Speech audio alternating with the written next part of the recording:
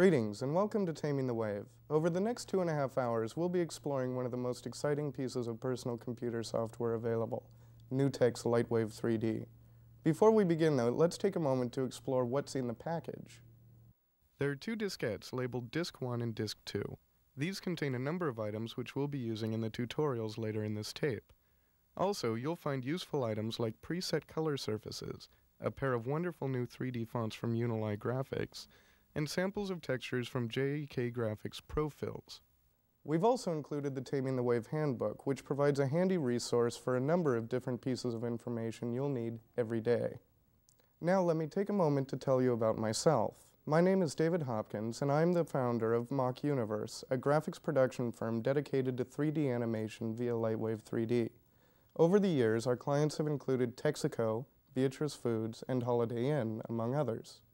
Prior to forming Mach Universe, I worked with Aegis Development, the pioneers of Amiga desktop video. During that time, I produced a number of important products, the most important of which were Videoscape 3D and Modeler 3D by Alan Hastings and Stuart Ferguson, respectively.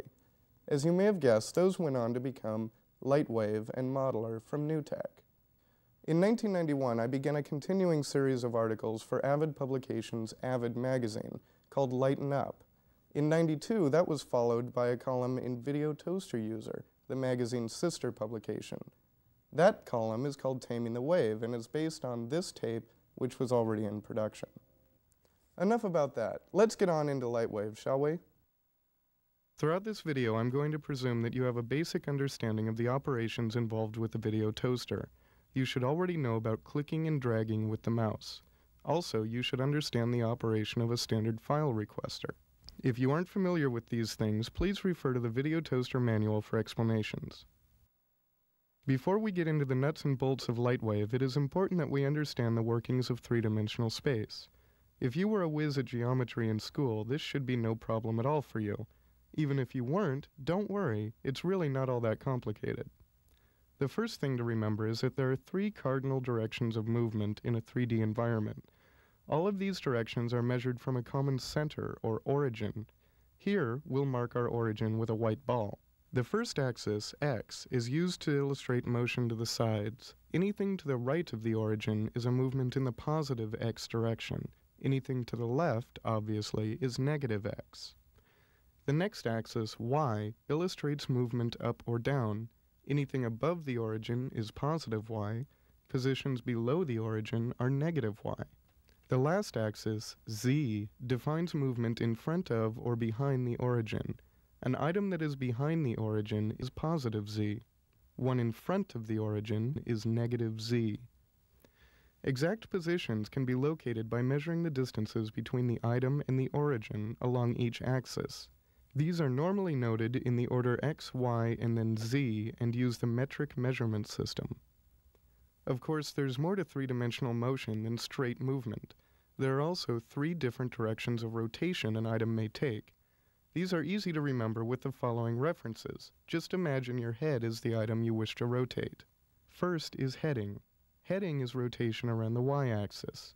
A simple way to remember how heading works is to turn your head. Turning your head from left to right or right to left is changing your heading. Next is pitch. Pitch is rotation around the x-axis. When you tilt your head forward and back, you are adjusting your pitch.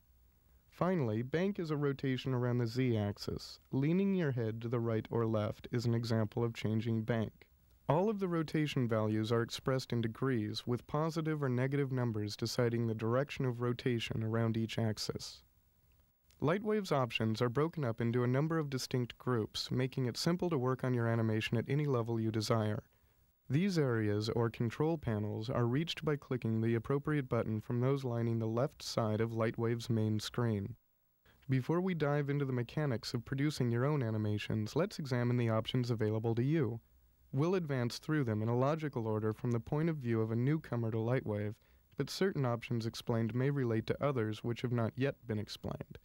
You may also notice that we are bypassing certain options in the course of explaining others. Rest assured, however, that all options will be explained throughout the course of this program. Let's begin with the Objects Control Panel, since the objects are really the center point of any animation. Objects can come from any of a large number of sources into LightWave 3D, but they all have one thing in common. They are simple wireframe models. These objects could have been created using LightWave's modeler or any other modeling system which can produce files in any of the following standard formats: LightWave 3D, Videoscape 3D, Sculpt 3D or 4D, AutoCAD DXF, 3D Studio, Swivel 3D Pro, and Wavefront. No one format is necessarily better than the others, but each provides a slightly different approach to model description. LightWave can load these object formats directly, but there are other formats which LightWave will not recognize. In cases such as those, a program is needed to act as an intermediary device to convert the file to a recognized format. An object is best thought of as an actor in your animated movie. It could be anything from a simple flat plane to a complex big rig truck and trailer, or anything else you can imagine. The upper right corner of the object's control panel is dominated by a window providing information on any currently loaded objects, which is known by the awkward name All Objects Status Window. It reveals the total number of objects, points, polygons, and detail polygons that are currently loaded. Beneath these readouts is LightWave's current capacity, showing the total number of polygons the program is capable of handling at the moment. The Clear All Objects button will cause LightWave to release any objects it currently has in memory. A verification window will appear to make sure that this is really what you want to do. If you give approval, any settings for appearance or movement of the objects will be lost as well if they have not been previously saved. As the name suggests, the Load Object button will allow you to specify a data file on your diskette or hard drive to be loaded into active memory. The types of objects loaded are limited to those recognized by LightWave as mentioned previously. Loading a file more than one time will not cause the newer load to overwrite the previous version in memory, but instead will append a number to the end of the name to differentiate it from any loaded previously. Once a file has been selected and the choice accepted, LightWave will import the file. The All Object Information box will change to reflect the additional object. Using Load from Scene, it is possible to borrow the objects from an animation scene file that has already been created. This is handy when you have set up a complete environment for an animation and don't wish to have to reconstruct it from scratch.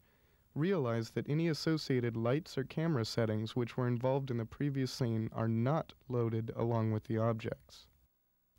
The Save All Objects button offers a simple and convenient way to save any changes you have made to all of the objects you have currently loaded.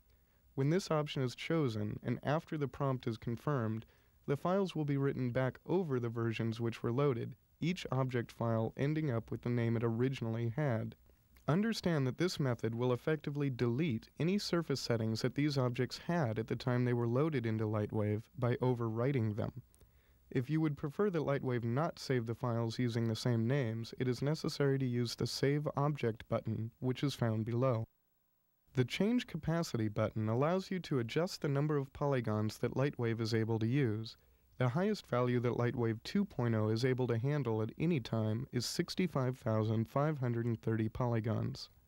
If, however, you know that your scene is going to require less than that, it is a good idea to reduce the capacity to just over the amount you do need. This will allow LightWave to release memory for other uses. The Current Object window lets the user choose a particular object to perform operations upon, with options found in the rest of the panel. If more than one object is loaded, the arrows to the right of this window will step through them one at a time so that the desired object may be chosen. The Clear Object button will cause that object specified in the Current Object window to be removed from the scene. As always with options that may be harmful if hit by accident, a verification window will appear. Once an object's appearance has been changed, it must be resaved to have that appearance next time it is loaded. Save Object will bring up a file requester where the user can choose to save the object with its original name or specify a new one.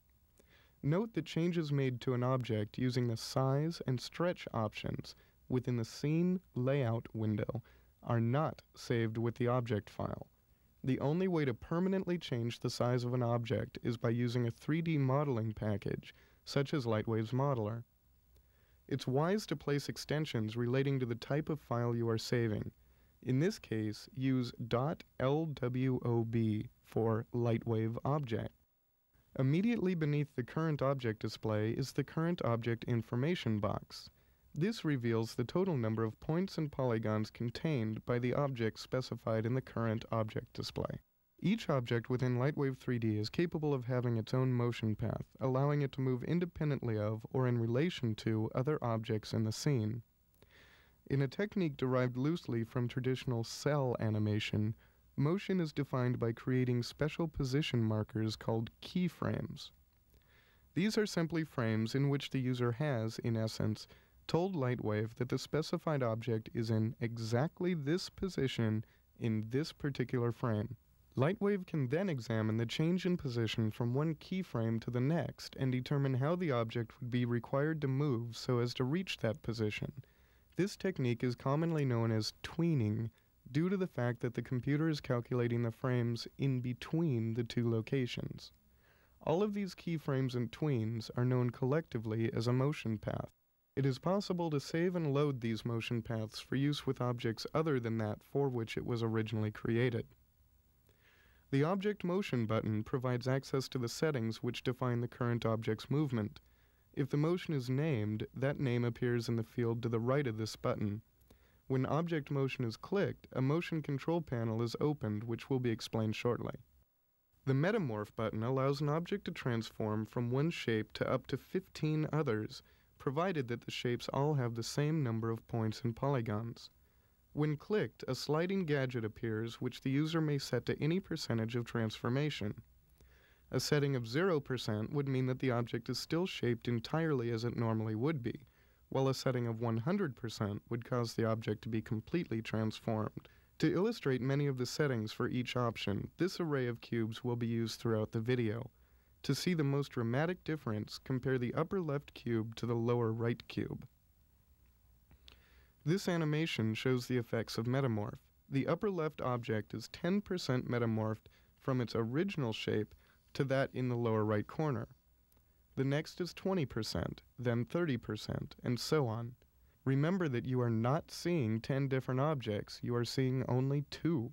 A button marked Envelope is located in this window as well. When clicked, an envelope control panel appears where the transformation may be caused to occur over time within an animation. We'll be exploring this screen shortly. The Metamorph Target window specifies the object that the current object will transform into. The arrows to the right of this field allow the user to step through those objects currently loaded until the desired one is specified. If no object is specified in the Metamorph target, the Metamorph setting above will have no effect. A Metamorph can only work properly if the various objects have exactly the same number of points as all the others. This is a complicated condition and requires great care in modeling objects for this use. In order to create a morph chain, in which a single object changes into a number of different shapes, you would set the morph target for the first object to be the second, then the target for the second to be the third. Continue this process for up to 16 different morph targets. Remember, each object must have exactly the same number of points. Like Metamorph, clicking the Object Dissolve button produces a sliding gadget. This gadget allows you to set the solidity of the current object. A setting of 0% means that the object is completely solid, while a setting of 100% means that the object has vanished completely. The Envelope button appears here again, and we'll get into that in a moment. There is, however, one minor problem associated with the Dissolve option.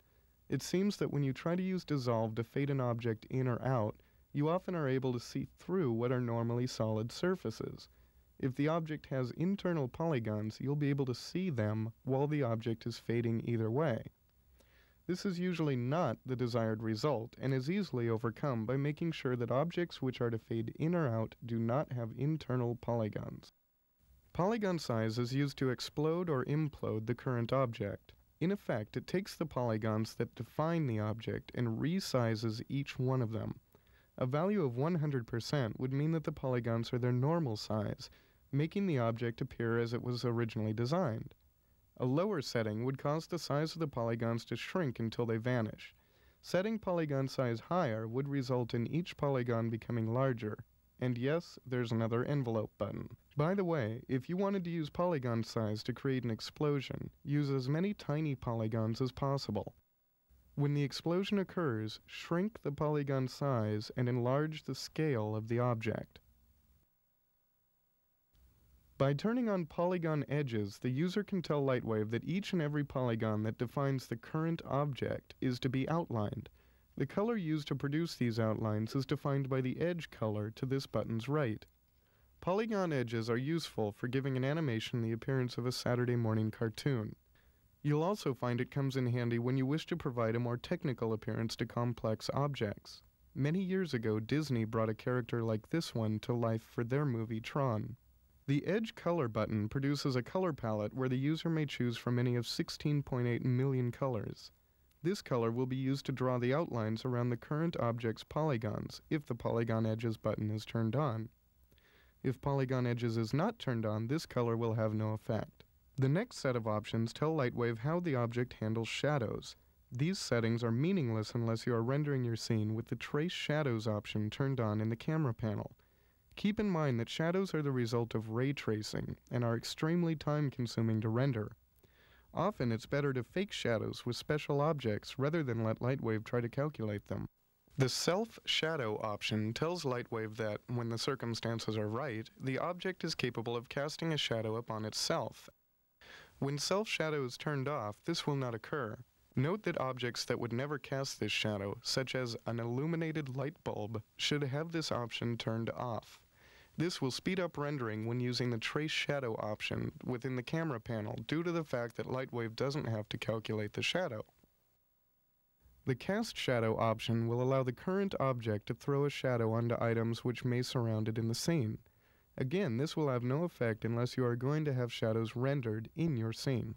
As with our example from Self Shadow, a light bulb would most likely never cast a shadow on anything, so this option could be turned off. Receive Shadow, the final object-based shadow option, decides whether or not the object will be hit by shadows from other objects around it. The illuminated light bulb would never receive a shadow, so it is a case where this option could be safely turned off. Again, turning this option off will decrease rendering time when using the Trace Shadow option. That takes care of all the obvious options here on the object's control panel. Now let's go back and take a look at using the motion control panels. Since these controls apply to a number of different options within LightWave, and we only have a limited amount of time, we'll only go through them once. The motion control screen applies to objects, lights, and camera. As previously mentioned, the motion control screen gives you control over an item's movement within a scene. It offers the following options. Clicking the Clear Motion button will cause any movement settings specified in this screen to be removed. Motions can be saved as files all their own, and load motion is used to reload them. Objects, lights, and camera all use the same motion file format, so the file you save for one can be used for another. The name of the currently loaded motion file will be shown in the window to this button's right. Save motion allows you to keep a copy of the specified movements for use with other objects, lights, or cameras. There are many good reasons to save motions independently rather than just including them in a scene file, chief among them being that it can save a lot of repetition.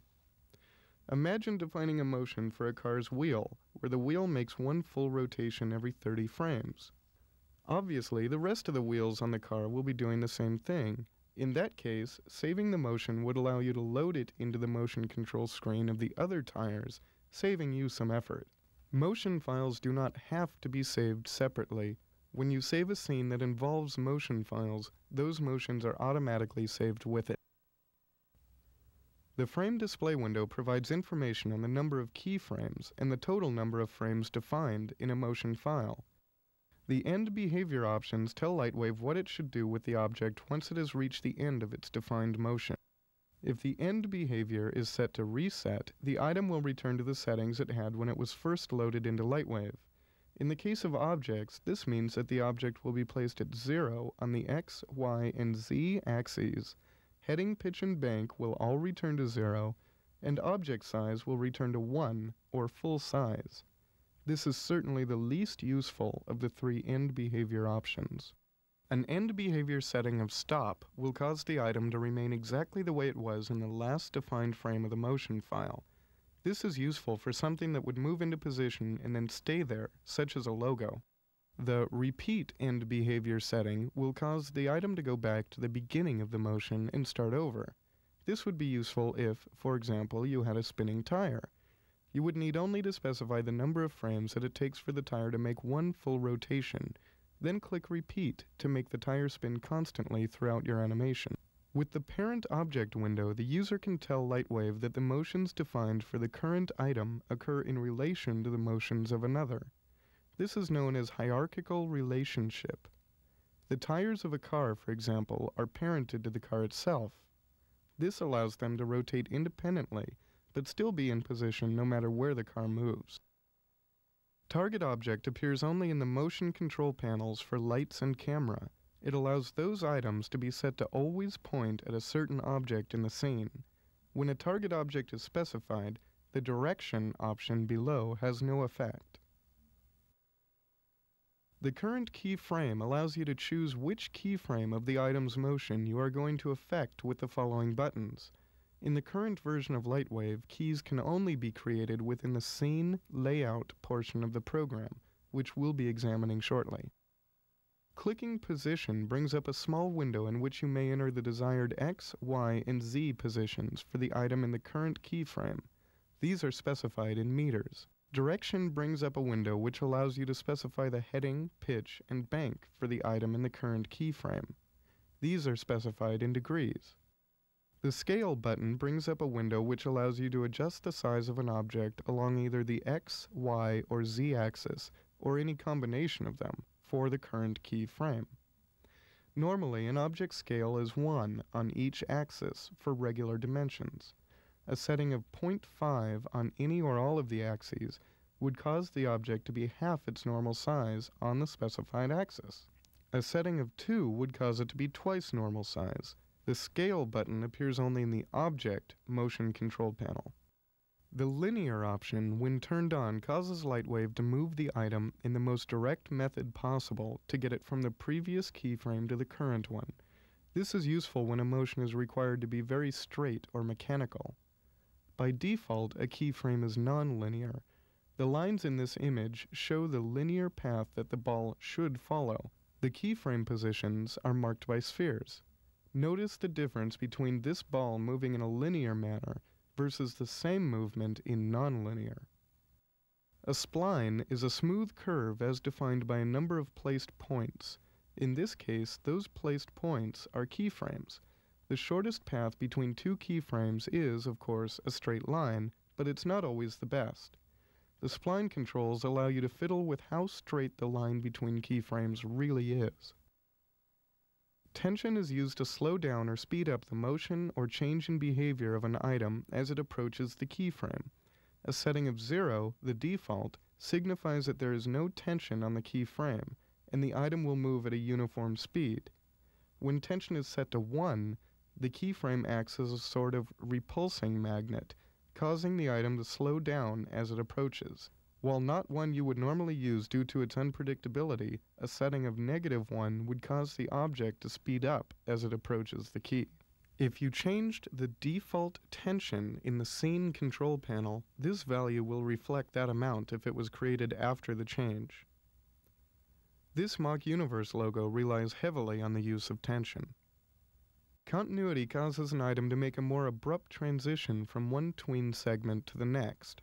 This is useful when you're trying to make a change of direction more obvious, such as in the excellent dice tutorial in the LightWave manual.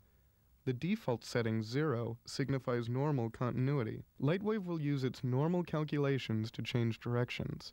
A setting of -1, however, will result in sharp continuity. This will cause the item to appear to bounce away in the new direction. While other settings are possible, they should be in the 0 to -1 range, or your results may be unpredictable. Bias gives you control of the slack in a tween segment. When LightWave tries to smooth out a change in motion, it causes the item to sweep in the direction away from that where it will go next.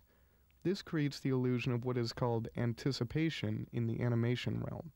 If the bias of a key frame is set to -1, the item will sweep into line for its next move immediately before hitting the key. A setting of 0 balances the smoothing on both sides of the key. Finally, a setting of 1 will cause the item to overshoot the keyframe and then return to line up with the next move. Other settings are possible, but they should be between the range of 1 and -1 to remain predictable. When Use Motion is chosen, all of the settings specified in this control panel will be accepted for use in your animation. Now let's examine the envelope options. Envelopes are available from a number of different places in LightWave, as we've seen, and they'll all work in the same manner with the same options. They allow you to animate a given value over a period of time. If, for example, you wanted an object to dissolve into your scene, you would use an envelope from within the Dissolve button. The Clear Envelope button will cause the current envelope settings to be removed from LightWave's active memory. As with the other clear options in LightWave, the original data file, if the envelope was loaded from diskette or hard drive, will not be affected in any way. Clicking the Load Envelope button will bring up the standard file requester where you can choose to load an existing definition.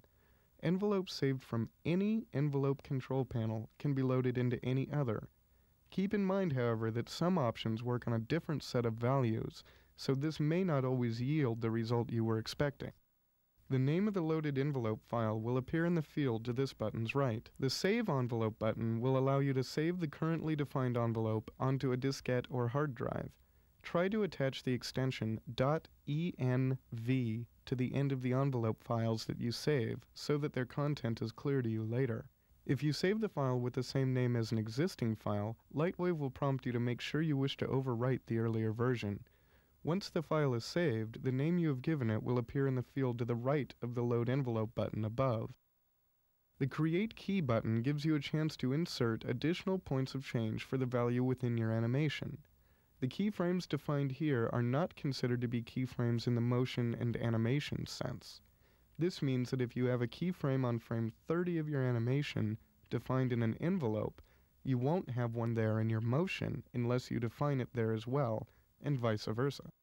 The Delete key allows you to remove unwanted or unneeded keys. Normally, the keyframe which is shown in the current keyframe is offered as the frame to be deleted, but you can specify any existing frame for deletion simply by typing over the one provided.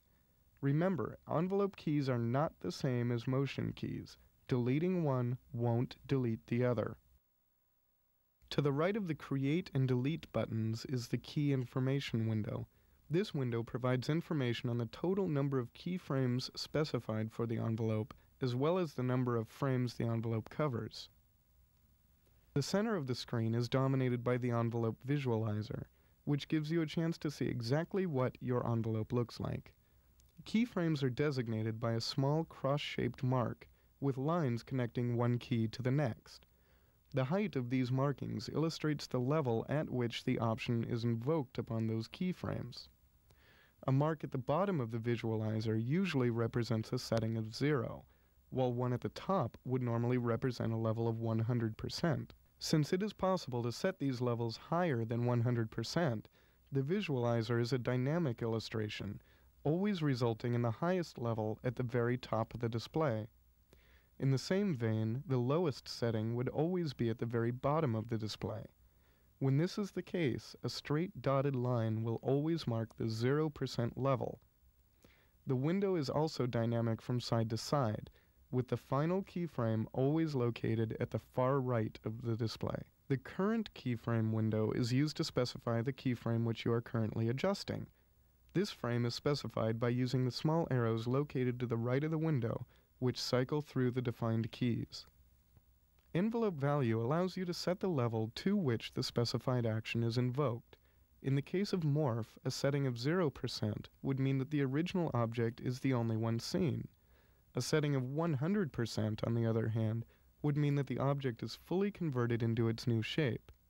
The envelope value may be set to any number, though settings above 100% or below 0% are rarely useful. The linear setting for an envelope key behaves in the same manner as it would with a motion key. Rather than LightWave averaging the transition, a linear setting would cause a very direct path from one setting to another. An example of this is best found with another option that allows envelopes, light intensity. A light which was controlled by a switch is either on or off. A linear path would make sense for this type of light, since it performs a constant ramp from being dark to being lit. If the same light were controlled by a dimmer knob, however, a non-linear path would probably be best. This would result in a curve in the illumination increase. The linearity setting affects only the frames between the one with the option specified and the previous key. The spline control options in an envelope behave exactly as those in a motion. To remind you, tension would cause the effect to slow down or speed up as it approached the key. Continuity would cause a change in settings to be emphasized or de-emphasized. Bias would cause the rate of acceleration or deceleration to be placed before, upon, or after the key. Remember that choosing the linear option overrides all three of the spline controls. The Use Envelope button will cause the specified envelope to be activated when the scene is animated, and return you to the previous option screen. By the way, envelopes automatically get saved when you save your scene. By clicking the Free Envelope button, you tell LightWave that you do not wish to retain the envelope for animation. Note that once you choose Free Envelope, the envelope is completely removed from LightWave's memory. If you think for any reason that you may need this envelope again, make sure to save it using the Save Envelope option at the top of the screen. LightWave gives you complete control over the material from which an object is constructed. When an object is defined, various parts of it are given a surface name. Once the object is loaded into LightWave, each surface name can be modified independently of the others. Using the options we are about to examine, you could create just about any type of material you can imagine, and many you can't. The first and most obvious adjustment you can make to a surface is its surface color. When this button is chosen, you are presented with an RGB color mixer, which allows you to specify any of more than 16.7 million colors. This is accomplished by defining the amount of red, green, and blue existing in the desired color. A color box along the bottom of the screen displays the result of the current RGB settings. You can't see it in our image because we're using a black and white output. The color mixer also contains a button marked Texture. Clicking on this button brings you to still more possibilities, and you'll find the Texture button in most of the options to follow. Since the options within the Texture area rely on many things we haven't yet explored, we'll be covering all of them later in this tape. A luminous surface is one that glows as if it is self-lit. In LightWave 2.0, a luminous surface is not automatically considered to be actually casting light. If you were to create a model of a light bulb, for example, and provide it with a luminous surface definition, objects around it would not look as if they were being affected by it. The solution in a case like this is to place a legitimate light source inside your model. At first thought, this doesn't seem to be a realistic approach, simply because if it were inside something, how would light escape? LightWave offers a number of interesting answers to that question. The most obvious would be to make the bulb semi or completely transparent. Handling the problem in this manner, however, tends to leave you with a rather dull light bulb. Instead, make use of the shadow options available to each object. By turning off the light bulb's ability to cast shadows, you effectively allow light to pass directly through the surface of the bulb. While we're at it, a lit light bulb would never receive a shadow, nor would it cast a shadow on itself, so these can also be turned off, both solving the problem and cutting down on valuable rendering time. A luminous surface is perhaps best considered to be one which is always rendered at the full color level specified in the surface color settings. It is also a way to give rich, vibrant, and constant colors to animations, lending itself to the Saturday morning cartoon school of animation. Since every object is built as a wireframe model which is filled in using a specified set of surface attributes, it is a simple matter to have LightWave render the object without the attributes. When the outline-only option is chosen, the associated surface will be drawn using the original wireframe construction. This is useful when a CAD-type architecture look is desired, or when wishing to portray what is commonly perceived as old-fashioned computer animation. Keep in mind that the surface attributes will still come into play, but only so far as defining the material that the wire is made out of. The word diffuse is defined by Webster as spread out and not concentrated. That definition makes understanding the function of the diffuse surface option much simpler. A high level of diffusion will cause light hitting a particular surface to spread out across the surface in a very generous manner. The reverse, a very low level, would cause the light to be much more restricted. This would result in the appearance of a dull or matte surface. In this animation, we can see the results achieved by different diffusion level settings. The block to the upper left has a diffusion level of 10%, the next 20, the next 30, and so on, concluding with a 100% level on the lower right. As you can see, a wide variety of surfaces are available simply by using the diffuse option. So what does the diffusion level tell us about the surface? It tells us the coarseness of the material. A material with very high diffusion would most likely be perfectly smooth, such as the paint job on your brand new car. A surface with a great deal of roughness, and we're talking on a pretty minute scale here, tends to bounce light back in a tremendous variety of directions. A piece of charcoal is a good example of such a surface, and would be considered a low diffusion surface. As a default, LightWave does its best to make shading appear smooth and even. A gradual transition from fully lit to fully dark is the technique required for most everyday items, but some, such as planets in space, require more harsh shading. This is where the sharp terminator comes into play. When this option is active, the transition becomes much more dramatic, giving the illusion of an object which is lit by a tremendously bright light in an especially dark environment. Both objects in this animation have the same surface attributes, the only difference being that the sharp terminator is turned on for the rightmost block. This option is basically a modifier for the diffuse setting, and is found next to it to remind you of their relationship. Specularity is the factor which specifies how shiny a material is. You'll notice that in real-world objects, some offer a very clear image of the light source that is hitting it, while others do not. That light source reflection is often referred to as a hotspot. A surface with a high level of specularity would provide a very sharp and bright image of the light source, while a lower level would cause the light hotspot to be muted and indistinct. This animation shows us the way that various specularity settings behave within our 3D environment. Again, the upper left block is set to 10%, progressing to a 100% level on the block to the lower right. Notice the way the hotspot travels in the course of each block's rotation. Highly polished items, such as a gemstone or fine china, are examples of surfaces that would require a very high specularity setting to recreate properly. Duller, less brilliant items, such as the charcoal again, would be more accurately reproduced using a near-zero specularity. When light hits most surfaces, the hotspots are normally colored in relation to the color of the light source. Many materials, however, such as metals, lend their own surface color to the highlight. If you look, for example, at a gold ring under a white light, the highlights are not white, but yellow. When color highlights is turned on, LightWave combines the color of the light source and the color of the surface in such a way as to provide the correct lighting colors. Since highlights are generated by the level of specularity, you'll find the two options grouped together. If specularity is set to 0, color highlights will have no effect. Glossiness works in conjunction with specularity to define the size of a hotspot's halo. If an object has a specularity setting of 0, glossiness settings won't change a thing. When glossiness is set to high, the hotspot will be very tight, with virtually no halo effects surrounding. A low setting would result in a very loose hotspot, with a fairly large halo, while a medium setting would be somewhere in between. This animation shows the results of the 3 glossiness settings upon blocks with a diffusion level of 50% and a specularity level of 85%, progressing from low, then medium, and finally high.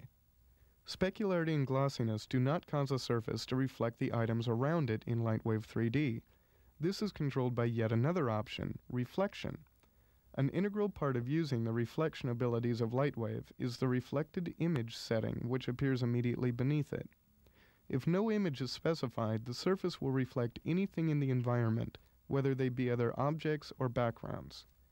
When an image is specified, however, the surface will reflect only that image. This animation shows the results achieved when using a variety of reflection map levels with the Kiki.vt frame store provided with your toaster software used as a reflected image.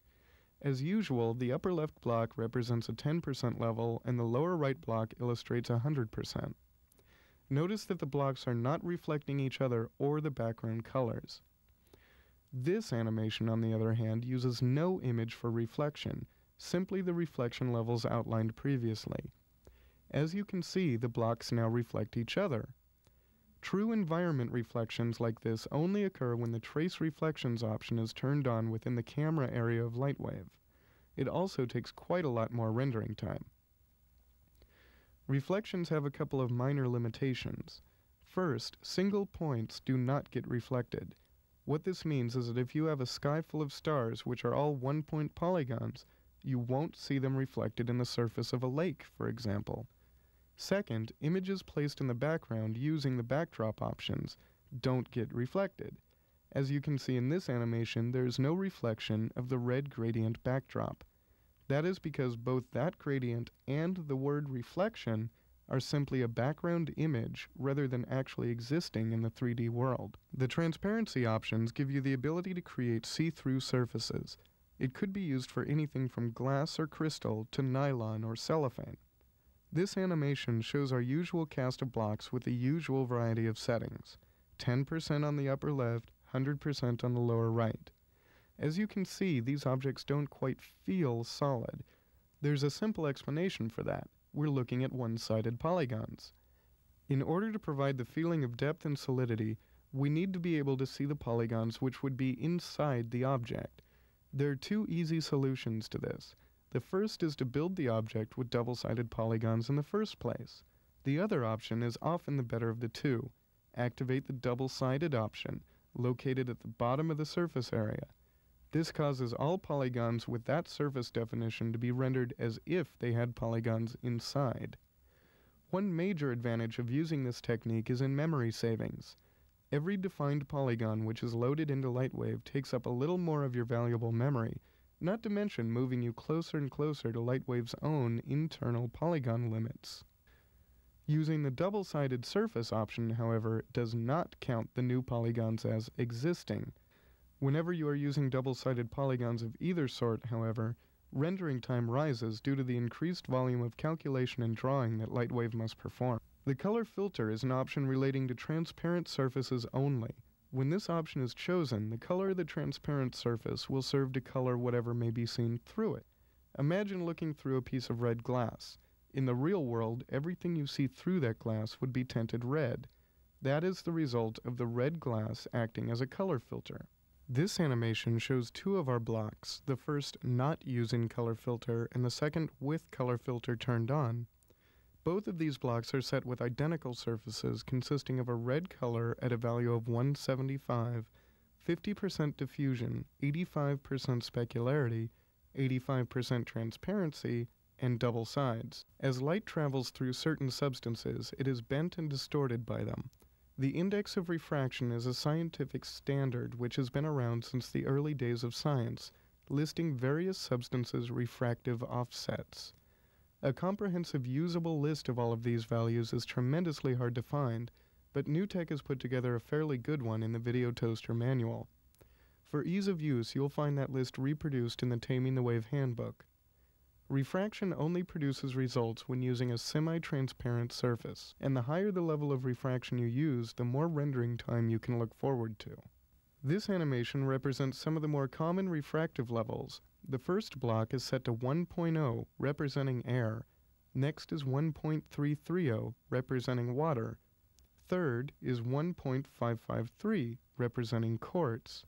Then 2.0, the level of crystal, and finally 2.420, representing diamond. Some surfaces appear to have very defined edges, while others do not. A perfect example of one with a prominent edge is a piece of glass. The edge transparency options allow you to choose the way edges on your own surfaces appear. Using the opaque option, a very strong edge will appear, as is seen in the first block. The next block is using the normal setting, while the third is using transparent edges. An object with transparent edges will appear to blend more smoothly with its surroundings. Edge threshold is an advanced modifier for the edge transparency options. It allows you to define the gradations between the specified edge transparency setting and the surface color. By setting this value low, you will cause the blend to be more subtle or smoother. A high level, however, would result in a more abrupt transition. The difference between our various blocks is very subtle, but it is there. Take a close look at the upper left block set to an edge threshold level of 0.2 and the lower right block set to 2.0. Edge threshold has no effect unless the edge transparency setting is opaque or transparent. The bump map button allows you to add hills or valleys to the surface of an object. These bumps can be defined by a large number of options closely related to those in the texture areas we've been skipping over. We'll examine both the texture maps and bump maps in a moment. Since all objects are built out of perfectly flat polygons, it would take a tremendous number of polygons to reproduce a perfectly smooth surface. Since this is an unreasonable demand for 3D rendering, an algorithm has been developed which causes adjoining polygons to appear to form a continuous smooth surface. This is known as Phong shading. If the angle between two adjacent polygons is 90 degrees or sharper, smoothing will not be applied, leaving an edge. This makes it simple to give the object an appearance of having seams. As explained in the discussion about transparency, double-sided causes all of the polygons with the current surface name to be duplicated facing the opposite direction. This option is important when producing glass-like objects. The block on the left has glass-like settings but no double sides. Notice that the right block looks much more convincing. LightWave also offers a few more options for adjusting your surface attributes. In many of the options we've just explored was a button marked Texture. A texture can be any of a number of types and can be applied in a tremendous number of ways. First, let's look at these types one by one. The planar image map texture type is used to cast pictures onto a surface, much like a traditional movie or slide projector. Images can be anything from a frame of video you grabbed with the toaster's freeze option to a picture you drew in a compatible paint package. The texture image field is where you let LightWave know which image or series of images you wish to use in the projection. To load an image for use with any of LightWave's image-based operations, simply load it from the image's control panel. We'll be looking at that area later in the tape. Since planar image mapping works like a projector, it must be placed like a projector. The texture axis allows you to choose the direction the projector points. If the projector doesn't point directly at the face of the polygon you wish to apply texture to, the image may appear smeared. This is just like the result you might get if you rotated a projector screen 90 degrees. The direction as far as up or down a particular axis has no relevance, so long as the axis is correct. Images come in many different sizes and types, and each demands its own sizing requirements on a surface. Automatic sizing takes the pain out of this operation by setting the texture size so that the image will fit perfectly. Note, however, that any image map settings you may have already defined will be lost once LightWave performs this calculation. A warning prompt appears before the action begins. Also, if you have multiple polygons with the same surface name, LightWave will include every piece in its measurement. Without careful planning, this can give you results you weren't expecting. Sometimes, however, your texture requirements can't be met by use of automatic sizing, and you need more precise control. That's where texture size comes in. Here you can adjust the X, Y, and Z axis sizing individually or as a group. These amounts are expressed in meters. A negative number will result in the image being reversed on the specified axis. If you've used automatic sizing, LightWave fills in the texture size with its results. This can serve as a useful jumping-off point for complicated sizing work. By default, the texture center is 0, 0, 0, meaning that the image is centered upon the object's origin. With texture center, you can change that position to be anywhere you may need it. This comes in handy when working with odd-shaped objects. There's an important connection here that you need to start noticing. If you set the texture center to the same figures as the texture size, the image will appear unmoved. Imagine an endless string of cars, much like the Los Angeles freeways, each one exactly the same. If the line advances by one car, the next car takes its place, and so on and so on. This concept pops up in a few different places in LightWave, so remember it. Normally, a texture stays attached to a surface anywhere it may move, keeping its original position on the object. At times, however, you may want an object to move, but not the texture on it.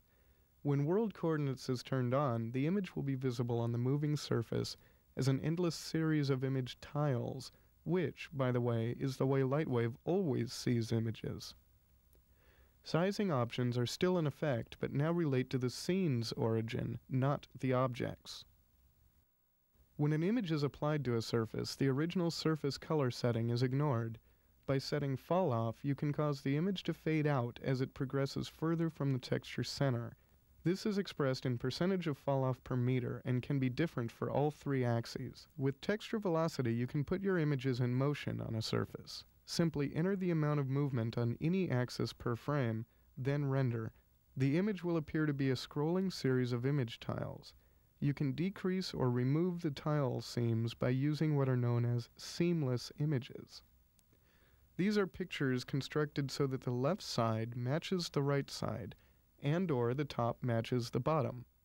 Here you see an example of a seamless image map in use. This texture, by the way, is called Cyclone and is part of JEK Graphics ProFills Volume 2. You'll find this image in the TTW Images drawer on Taming the Wave Disc 1.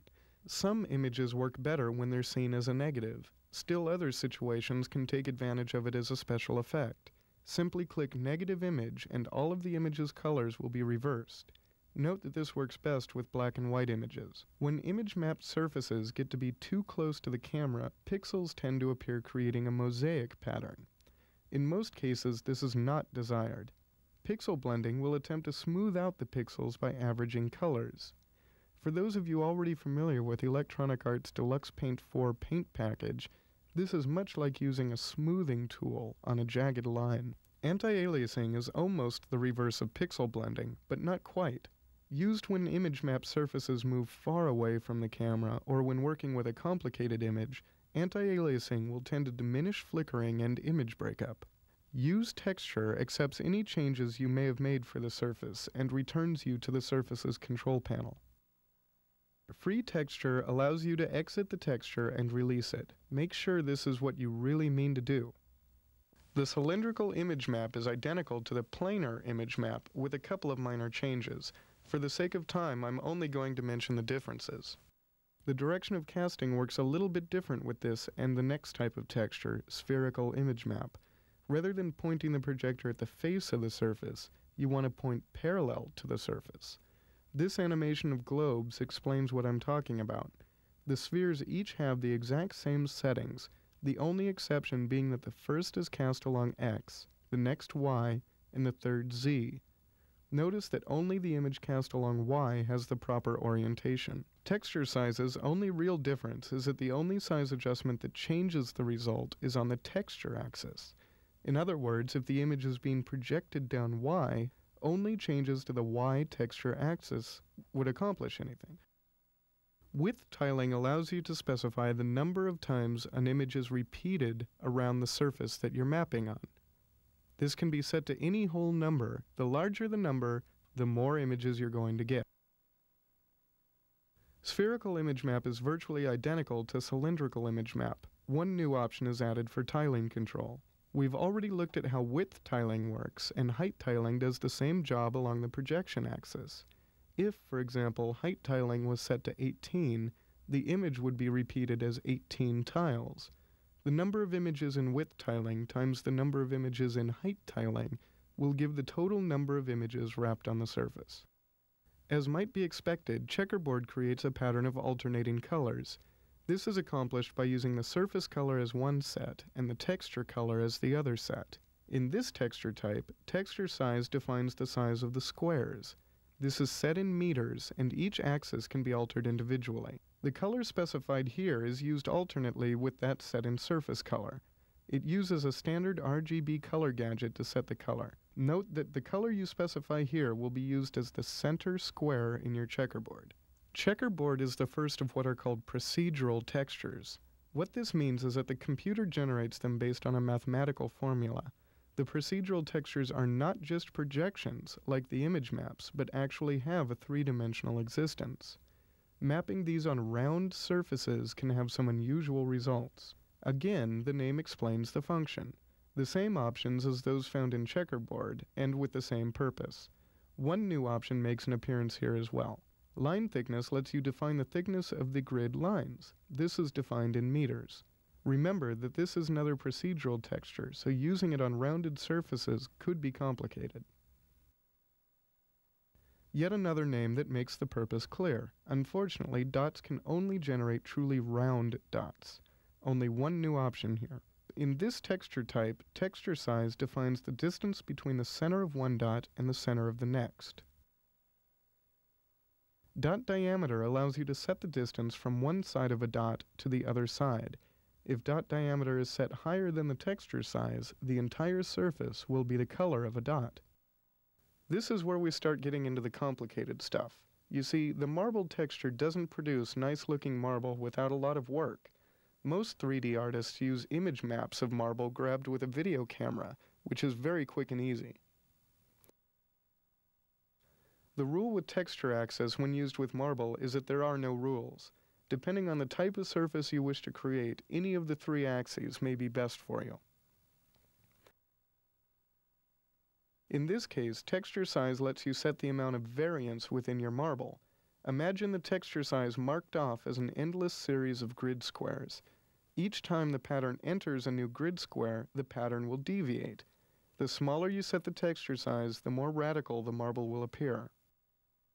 Texture color only appears in the marble texture when it is accessed through surface color. This specifies the color of the streaks in your marble, while the surface color itself will be used as the primary color. Frequencies is used to specify the amount of detail within your marble by roughing up the edges of the streaks. The higher the setting here, the more complex your marble will be. The acceptable range for this value is 1 to 16, but the higher this is set, the longer the rendering time. 6 frequencies will usually give you a nice result. Turbulence allows you to define how close one vein may wander to another in your marble texture. Just about any value can be used here, and each project has its own best setting. Vein spacing determines the distance between veins' original starting places, rather than after calculations. Again, just about any value may be used, but each project is likely to require a different setting. Keep in mind that vein spacing and turbulence are closely related. Vein sharpness allows you to specify the amount of blending that will occur between the primary surface color and the texture color streaks. A high vein sharpness setting will result in the two colors being clearly different, while a lower setting will give you smooth transitions from one to the other. The wood texture has the same disadvantage as marble. It generates a wood-like texture rather than a convincing wood in most cases. Also, like marble, most animators use image-mapped wood rather than generating it in this manner. Wood can be useful for other types of surfaces, so don't dismiss it completely.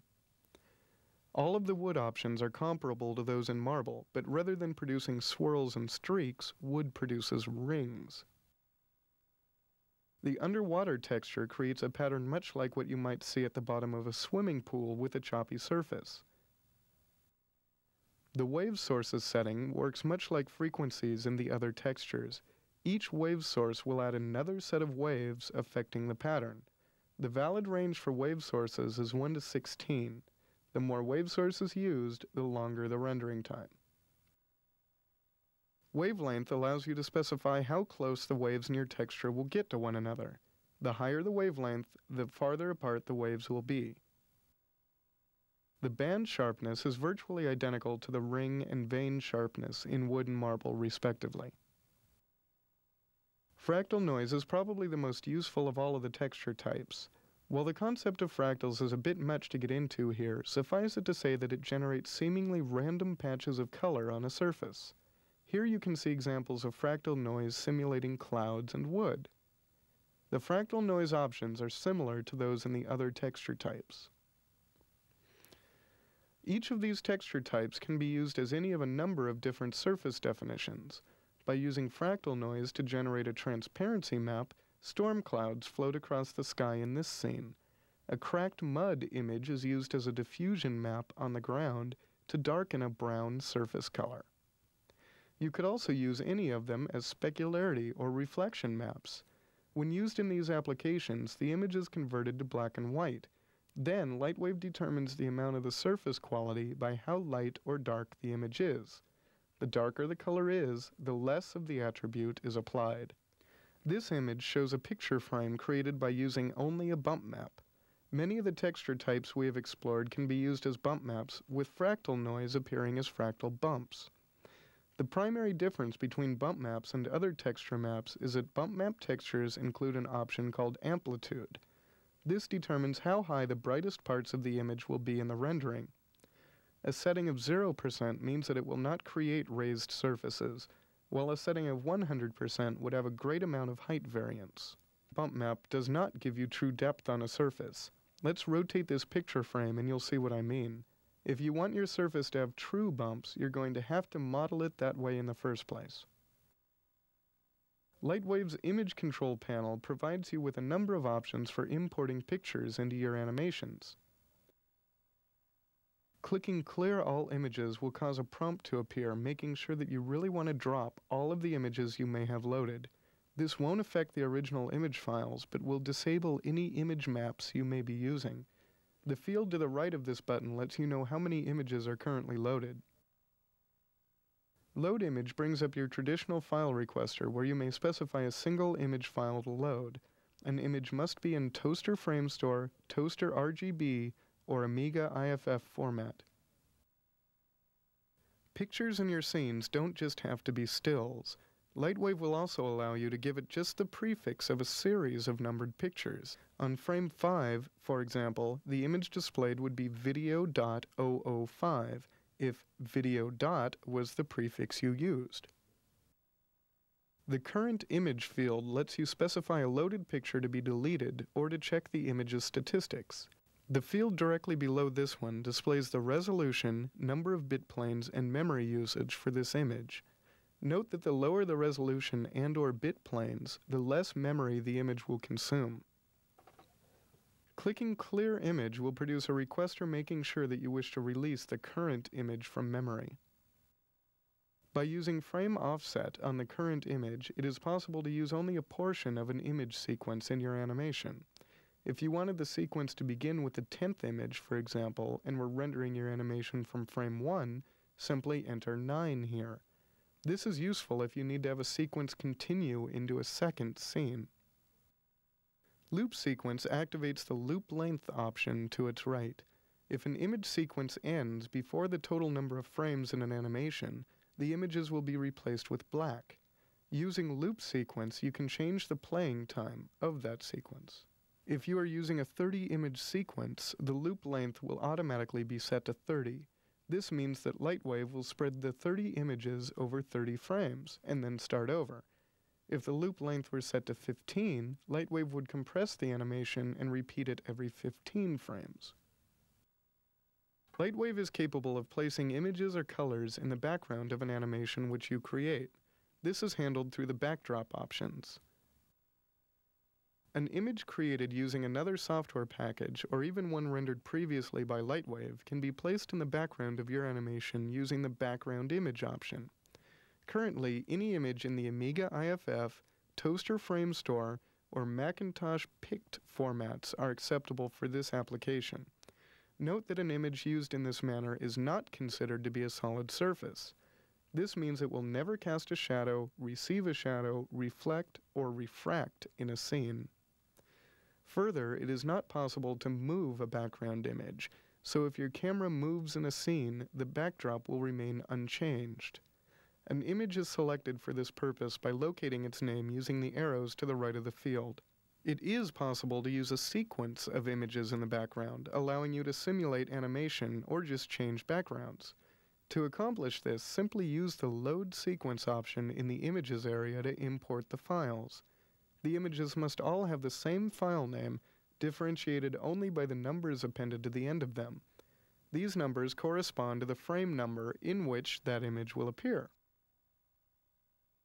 The foreground image acts exactly as the background image, only it appears between the camera and any objects in the animation.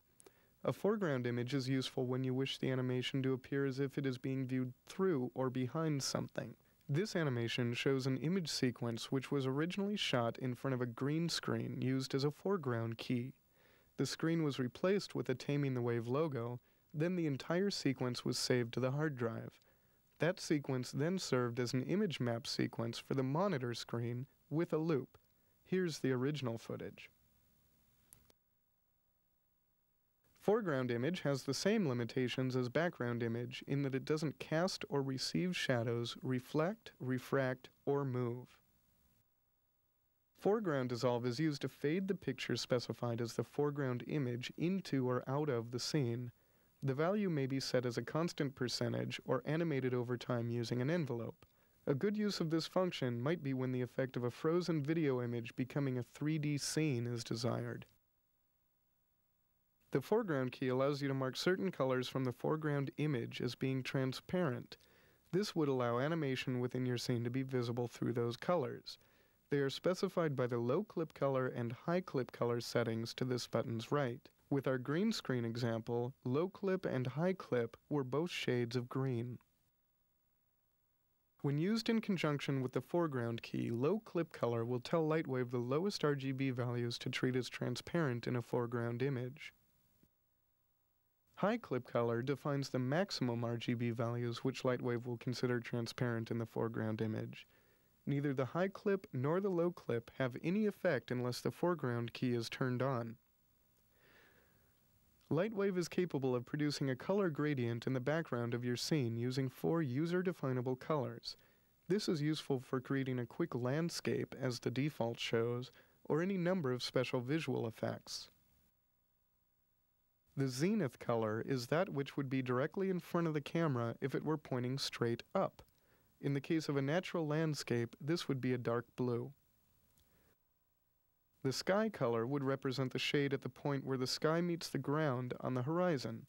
A natural landscape would have a pale blue here, which would blend upwards to the zenith. The ground color is that which is seen at the point where the ground meets the sky on the horizon. A natural landscape would most likely contain a dark brown. The nadir color is what would be seen if the camera pointed directly down. A natural landscape would have a light brown here, which would blend into the distance to the ground color. By clicking the Zenith Only button, you can tell LightWave to not generate a gradient, but use only the color specified as Zenith as a background. If your animation required a black background, for example, simply set the Zenith to black and then turn on Zenith Only. The fog effect options allow you to specify a haze in the distance for any number of purposes. In order for fog to function properly, there must be polygons in the distance.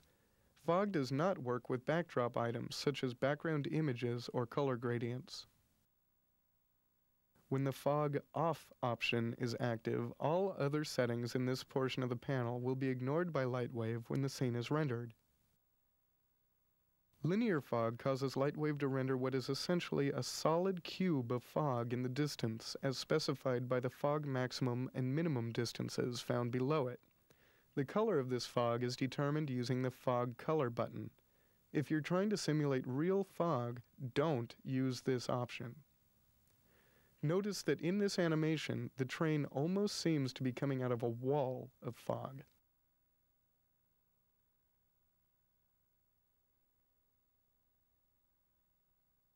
Nonlinear fog provides the gaps between layers of fog that are found in real life. It results in a much more realistic illusion than linear in this respect. Here's the same animation using nonlinear fog. Notice that there's a much more realistic feel to this than the other. Here's the linear fog again.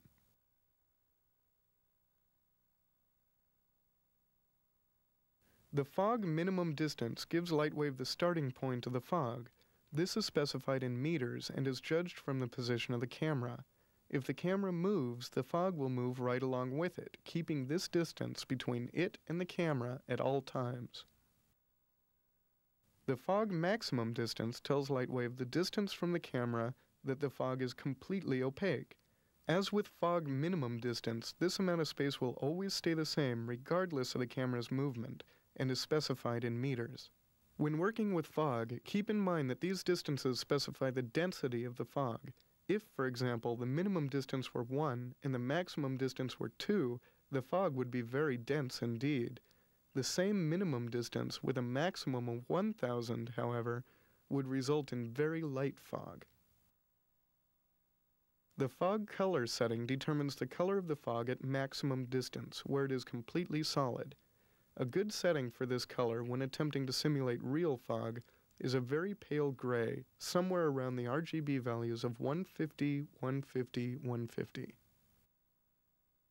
When the backdrop fog button is active, the colors specified in the zenith, sky, ground, and nadir settings are used in place of the fog color. This is useful when you wish something to simply vanish into the distance rather than traveling through a mist. Lighting is one of the most important parts of 3D animation. The world around us is a complex place, and lighting can range from painfully subtle to startlingly harsh. We'll be exploring lighting techniques later in this tape, but for now, let's take a look at the options available for use with LightWave. Clicking on the Clear All Lights button will prompt you to confirm that you wish to remove every light setting you currently have specified. If you accept, LightWave will leave only light number 1, and it will be restored to its default settings. The field to the right of this button displays the total number of lights currently defined. LightWave allows a virtually unlimited number of light sources to be included in your scenes. These lights are numbered in the order in which they were created. Clicking the Add Light button will cause a single light to be added to the end of that list. Note that the more light sources a scene contains, the longer it will take LightWave to render that scene. Ambient light is not so much a light source as an environment light. It has no specific point of origin, but serves to portray light which is reflected off of the items in the environment in general. For example, if a desk is sitting in an office with an overhead light source, the underside of the desk is not just a black mass. Light is being bounced off of the floor, walls, and other items around it, providing a slight amount of illumination to the underside. There is a term for this action of light bouncing off things onto others, radiosity. Unfortunately, LightWave does not currently support radiosity, but you can partially simulate it using ambient light. The ambient color allows you to specify the color of environmental light. The ambient intensity controls the amount of environmental light found in the scene. Another way to visualize this control is that it is used to specify the darkness of shadows. The more ambient light found in the scene, the lighter the shadows, but the image will appear washed out and overlit if the value is set too high. This is normally set to 25%. You can change this to any other solid number or animate it over time using an envelope. A setting of 0% would provide no ambient light, and areas not directly hit by any other light sources in the scene would be rendered as completely black. This would be appropriate for a scene in which the camera was walking through a pitch-black room using a flashlight as its only source of light, for example. This animation shows the effect of ramping the ambient intensity up over a period of time. The current light window tells which light you are modifying by adjusting any of the settings below. The arrows to the right of this window allow you to step through your existing lights. Clicking the Clear Light button will cause the light currently identified in the current light window to be removed from the scene after an affirmative answer to a prompt. If you wish to remove one other than the one identified there, step to it using the arrows to the right of the field, then choose Clear Light. Since just about any item within LightWave can move throughout the course of an animation, this option permits you to specify a path of motion for a light source. When selected, this button will take you to a motion control panel, where you may specify the motion characteristics of the currently specified light source using the same options found within the object motion. All of the options found in this area operate in the same way as the previous version. The Light Color button allows you to specify the color of the currently selected light source. With the Light Intensity button, the brightness of the specified light source may be given a constant number or animated over time with the use of an envelope. The first light source is generated with a default setting of 100%, meaning full brightness. Lights created after the first are defaulted to a 50% brightness.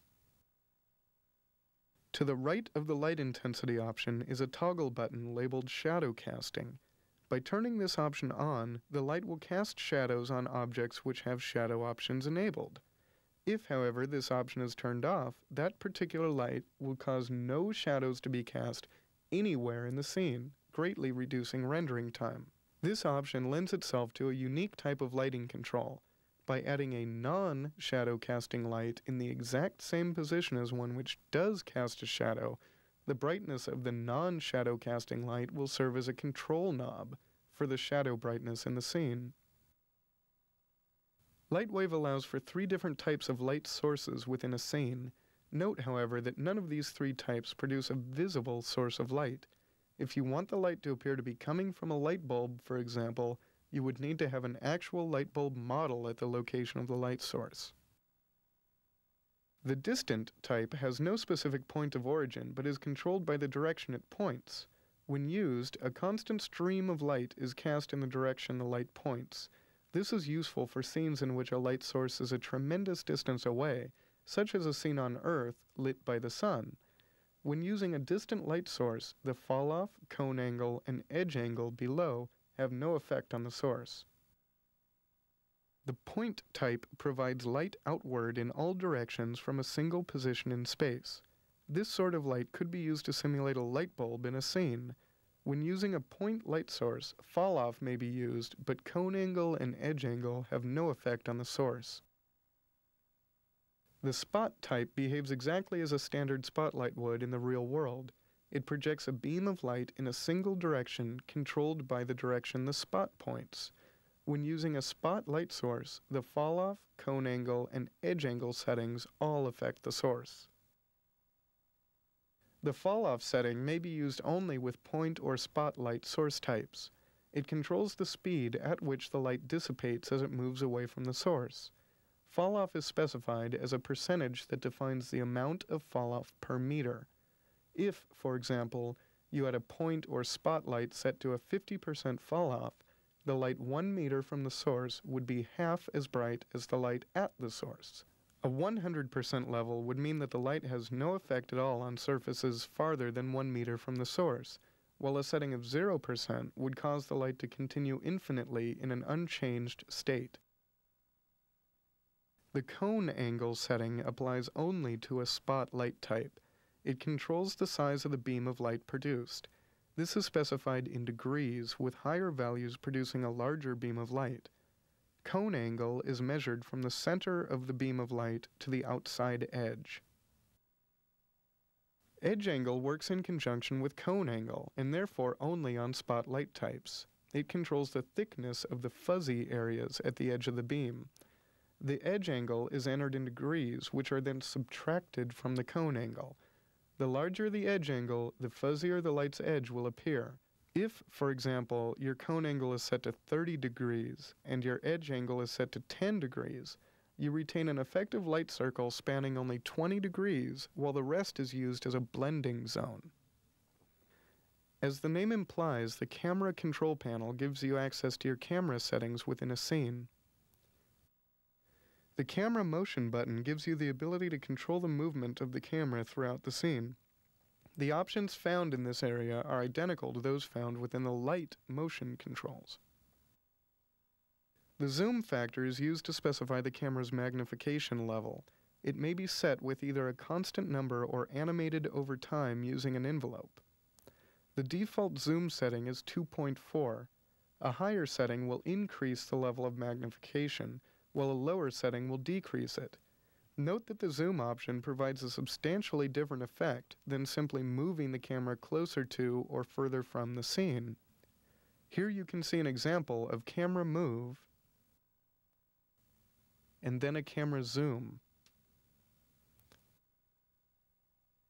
The saturation level is used to specify the amount of color to be used in rendering a scene. This value may be set as a constant number or animated over time using an envelope. The default setting of 100% causes LightWave to render the scene in full color, while a level of 0 would result in the image being rendered in grayscale, simulating black and white. When single-point polygons, such as stars, are moving within a scene, the illusion of smooth motion tends to get lost. By turning on the motion blur option, you can tell LightWave to leave a trail behind these objects to give a more realistic result. Note that motion blur affects only single-point polygons. Motion blur is also useful for simulating rain, sparks, and a number of other unusual elements. We'll be exploring these techniques later in the tape. Blur length is used in conjunction with motion blur to specify the length of trail that single-point polygons leave behind.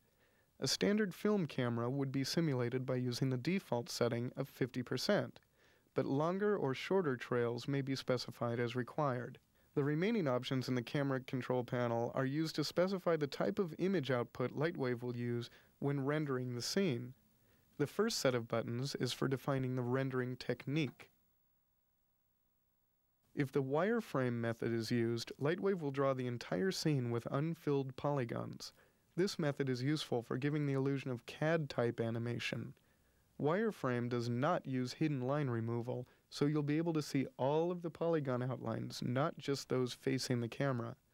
This is essentially the same as turning outline only on for every surface in the scene. The quick rendering method will produce an image using the proper surface colors, but without shading, transparency, or texture mapping. If you simply need to make sure that camera angles are satisfactory, this is the rendering technique to use. It produces images much faster than the next option, normal rendering, and provides solid surfaces unlike wireframe. The normal rendering mode takes into account all of the settings you have specified throughout LightWave. If any of the ray trace options to the right of these buttons are active, they will be calculated into the image.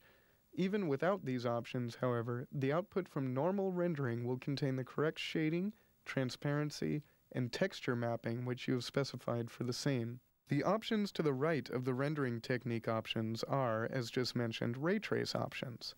Using any of these options will greatly increase the time required by LightWave when rendering, so use them wisely.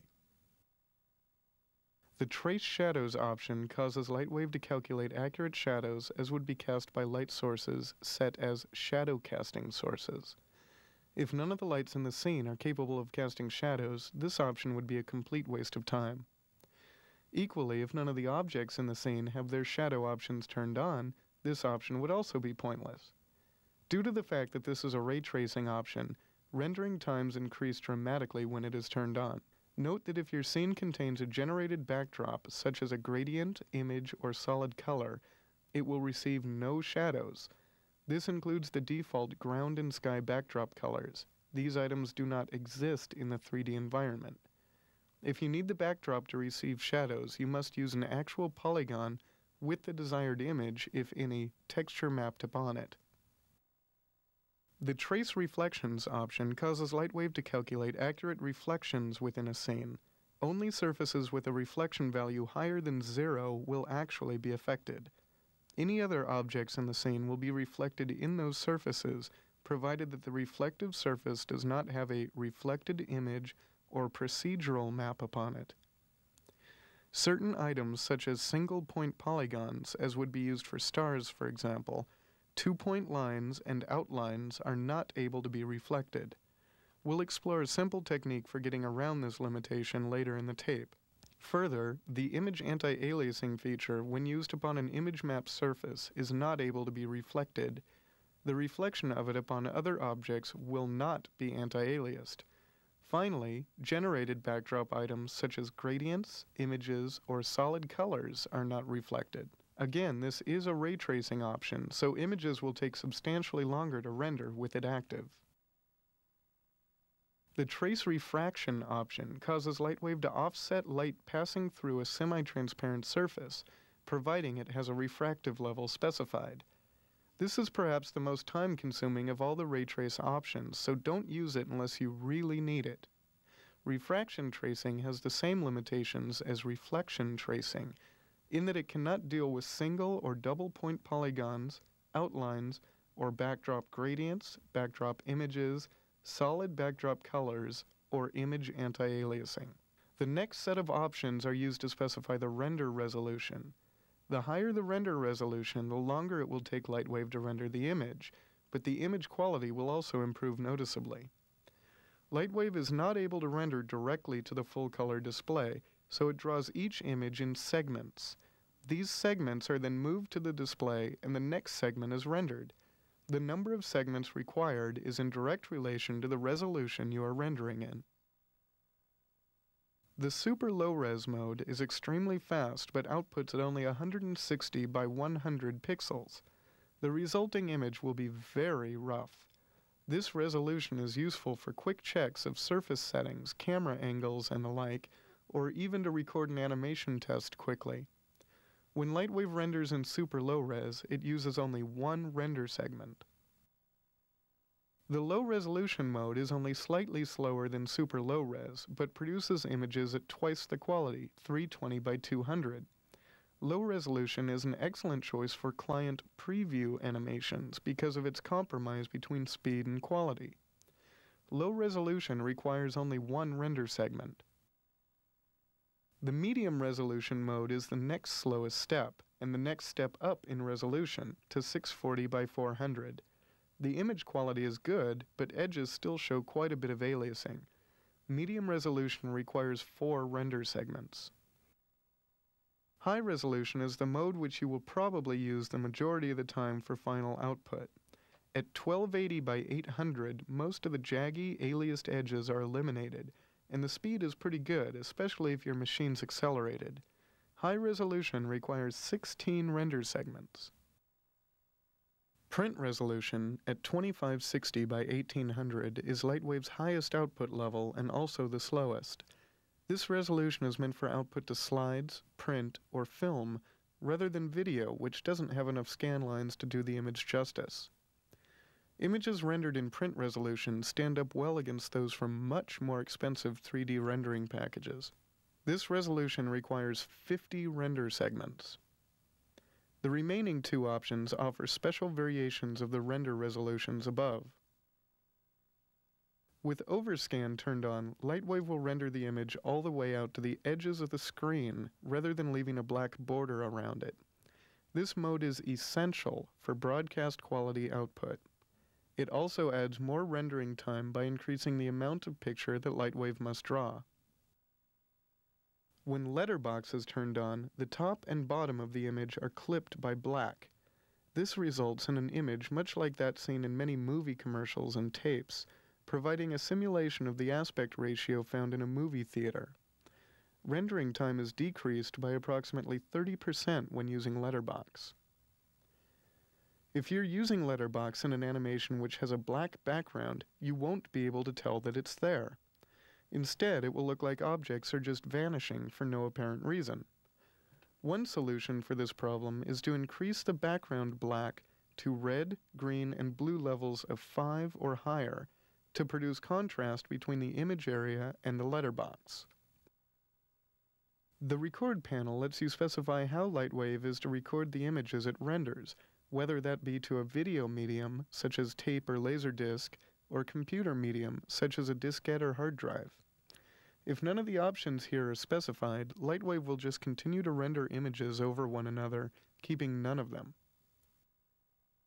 The Save Images button will produce a file requester which expects you to specify a directory and file name prefix to save each image under. If you give LightWave the prefix render, for example, each frame of your animation will be saved with the pattern render 001, render 002, render 003, etc. If you were to turn this option on and render just one frame, however, change this scene and render again, the new frame will overwrite the old one. It's very important to remember to turn this option off by clicking on it again once you have finished rendering an animation, or the next thing you render is likely to erase one previously saved. These pictures are saved as Amiga standard IFF 24-bit images at a resolution of 752 by 480.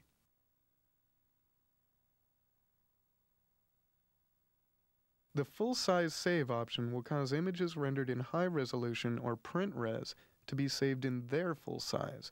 This results in some extremely large files. Print res, for example, in full-size format, can take up well over 10 megabytes of storage space per frame. The full-size save option is intended for use when the ultimate destination of the image is a film recorder or a desktop publishing package. The file that this option produces cannot be loaded back into LightWave or even into Toaster Paint, so make sure you really need to use it if you do.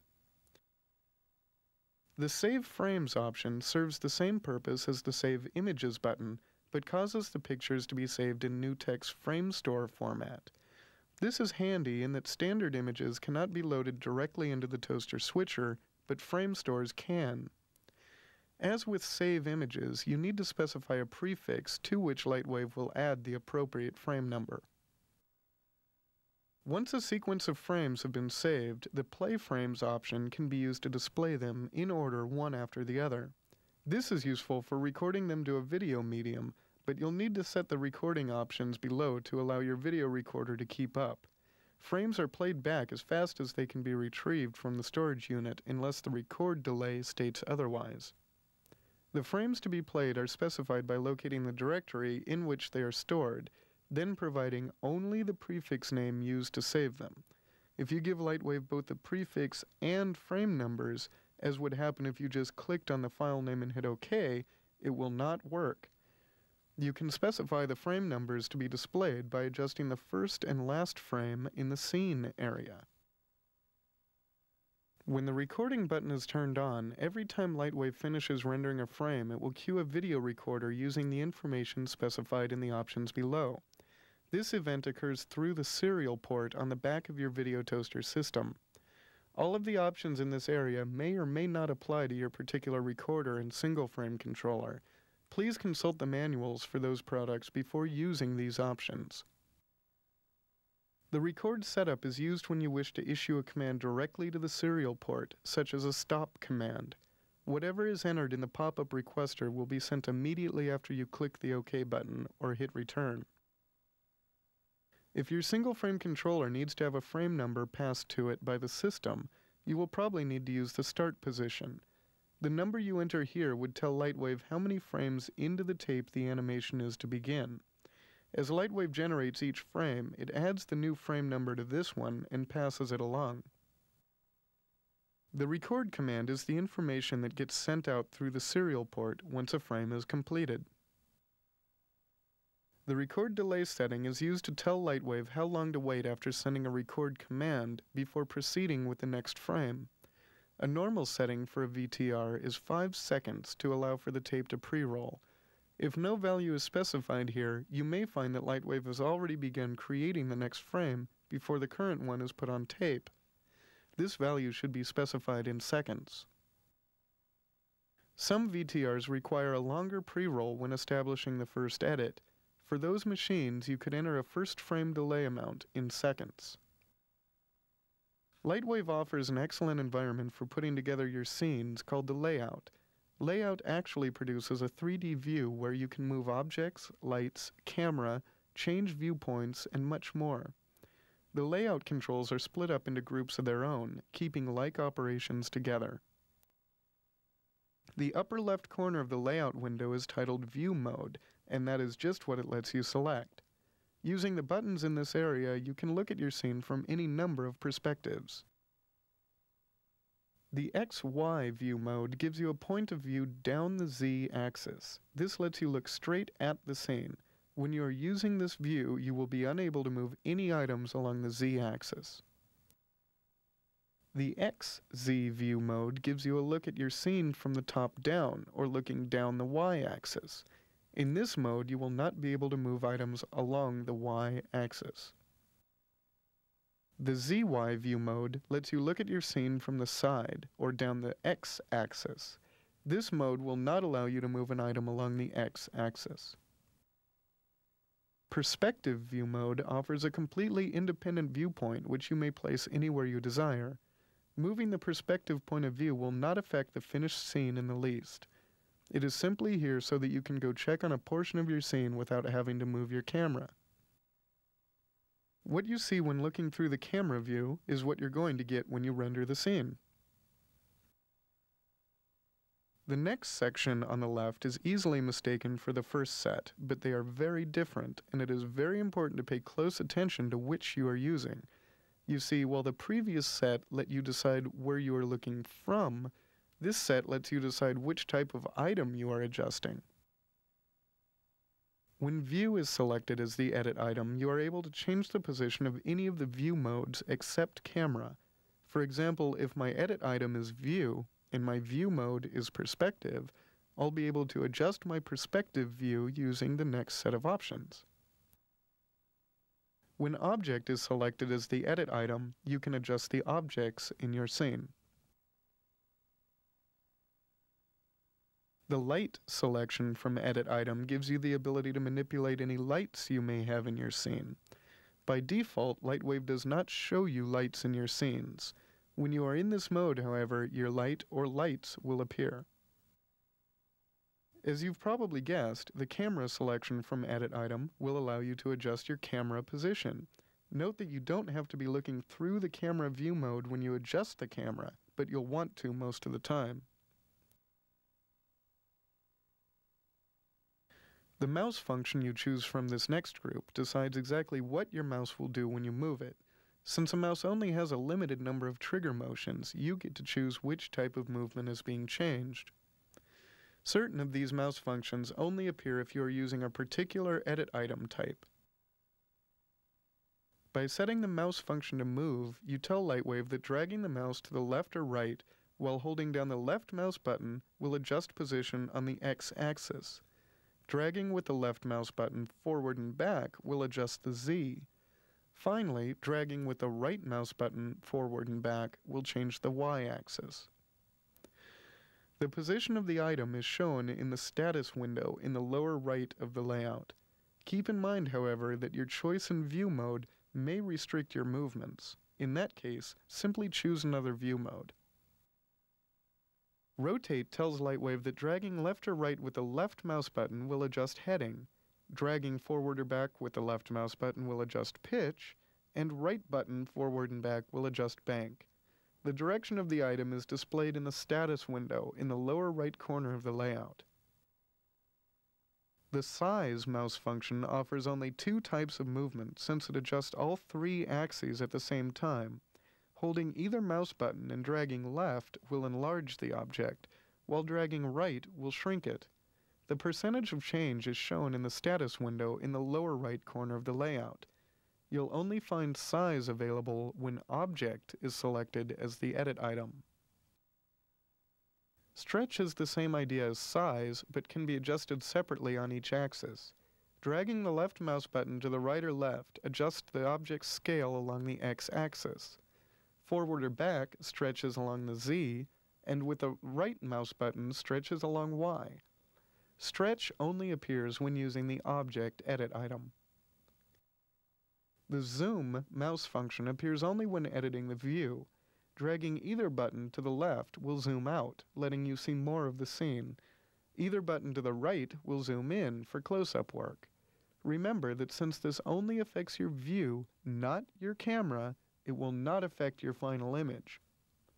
Confused yet? Don't be.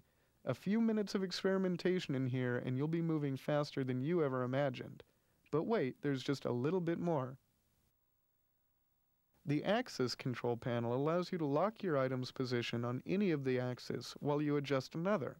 It changes from X, Y, and Z to H, P, and B when appropriate. If, for example, you wanted to rotate an item in heading only, simply click P and B from the rotation mouse options, leaving H pressed in. Now, no matter what mouse button combination you use or where you drag, rotation will only occur in heading.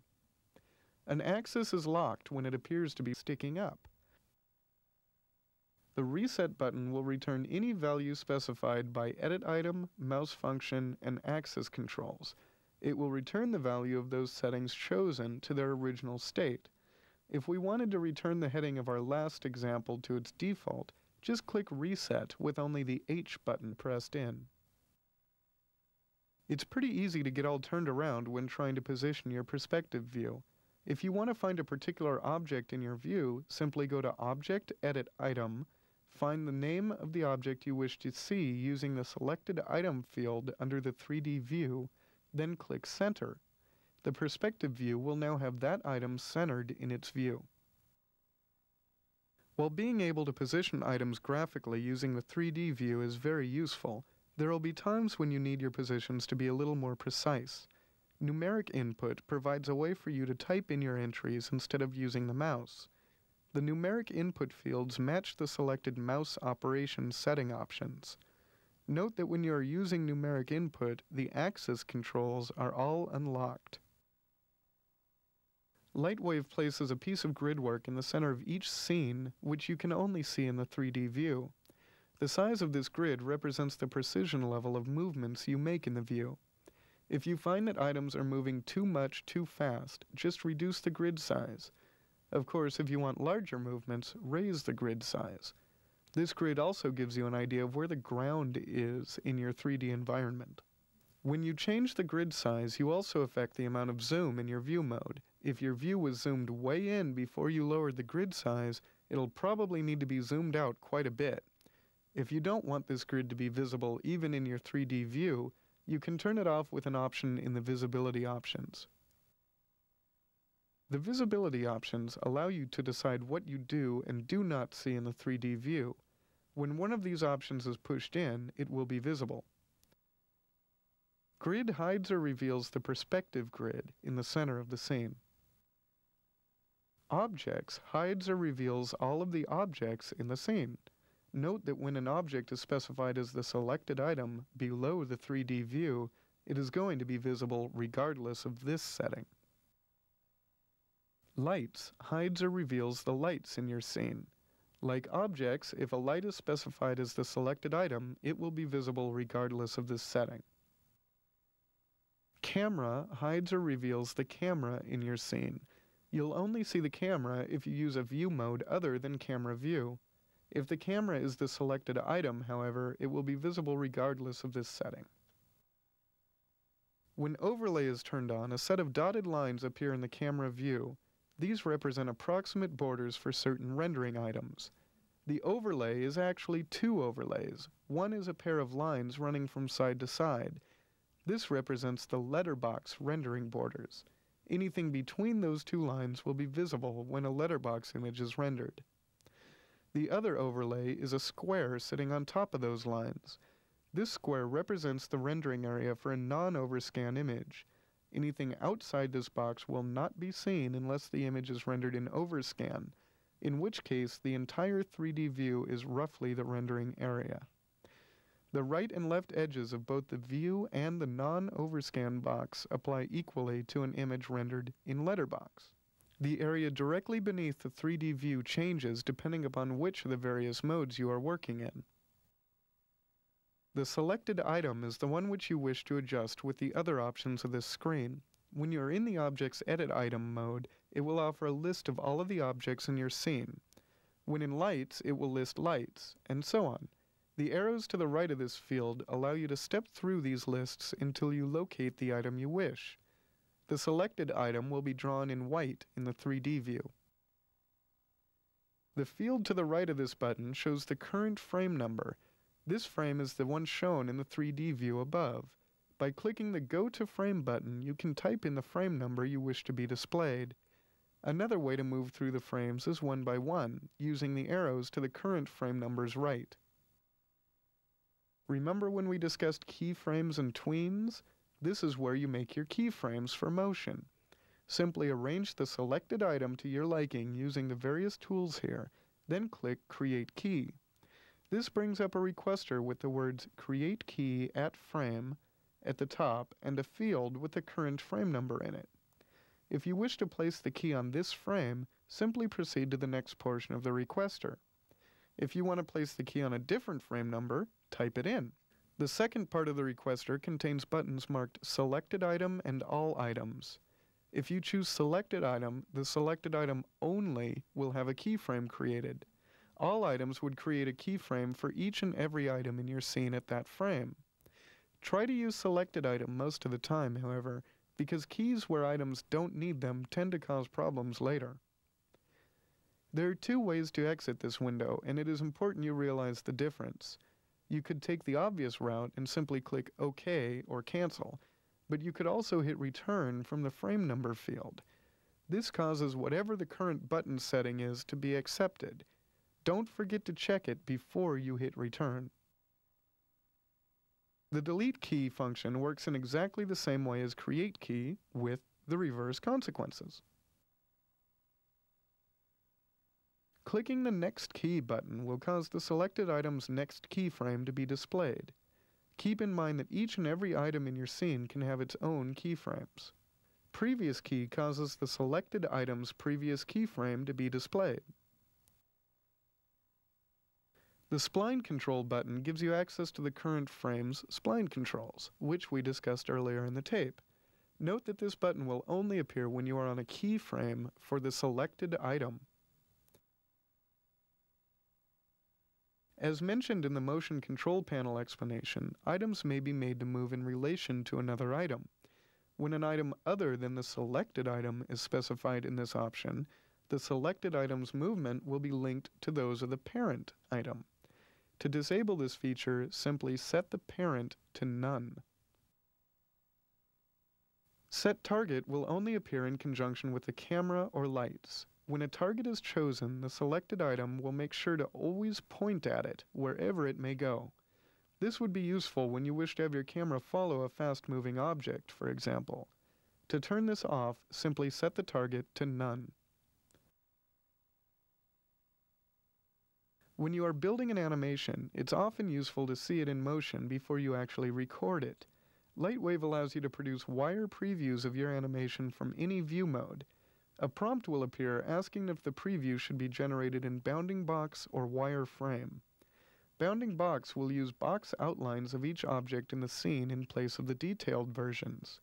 This results in much faster preview generation and works well for checking general motion. Wireframe, on the other hand, will produce the preview using the true object data. The frames rendered in a preview are those between the first frame and last frame, as specified in the Scene Control panel. As LightWave renders a preview, you'll see the frame number placed in the lower right corner of the 3D view for each image. Once the preview has been created, use Play Preview to show it. By the way, there's no way to save a preview. Play Preview is used to display the preview created with Make Preview. If none exists, LightWave will let you know. When playing a preview, the area beneath the 3D view provides VCR-like controls. You may view your preview forward or backward all the way through at 30 frames per second, NTSC, 15 frames per second, 10 frames per second, or one at a time. When you are finished examining your preview, simply click End Playback. Now you should have a good idea of what you can do with LightWave. Putting them to use, though, is another matter. Let's go through some tutorials and we'll see exactly how these things work together.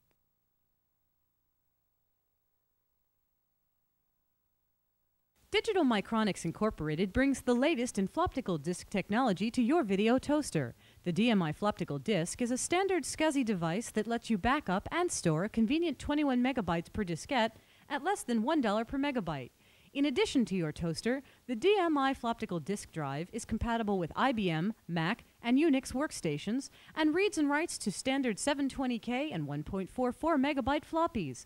So if you're tired of buying expensive hard drives, backing up on 880K floppies, and wondering how to get MS-DOS files into your toaster, then the DMI Floptical Disk Drive is the storage solution for you.